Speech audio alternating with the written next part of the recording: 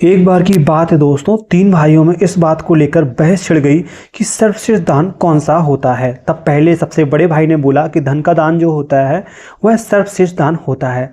तभी दूसरे भाई ने बोला नहीं नहीं, गौदान जो होता है वो सर्वश्रेष्ठ दान होता है। तभी तीसरे भाई ने बोला नहीं, आप दोनों गलत हो, भूमि दान जो होता है वो सर्वश्रेष्ठ दान होता है। अब वो तीनों मिलकर यह डिसाइड नहीं कर पा रहे थे कि भैया हम तीनों में से कौन सही है और कौन गलत है। तभी वह तीनों भाई मिलकर अपने पिताजी के पास पहुंचे। उन्होंने पूछा कि पिताजी सर्वश्रेष्ठ दान कौन सा होता है। उनके पिताजी ने कोई भी उत्तर नहीं देते हुए कहा कि मैं अपने सबसे बड़े पुत्र को धन देता हूं। तो वो धन लेकर उनका बड़ा पुत्र रास्ते में गया तो उसे एक भिखारी दिखाई दिया तो उसने वह उस धन को उस भिखारी में दान कर दिया।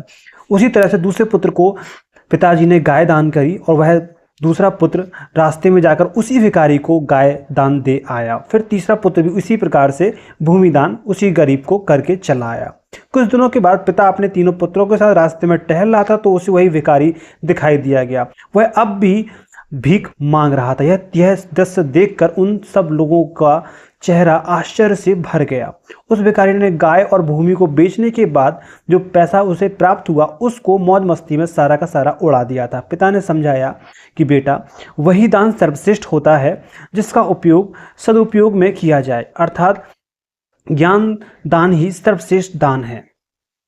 इसीलिए कहा जाता है कि गरीब को दिया हुआ दान ही सर्वश्रेष्ठ दान होता है। और दान देने के लिए पात्र को देखना होता है कि क्या वह पात्र दान देने योग्य है या नहीं।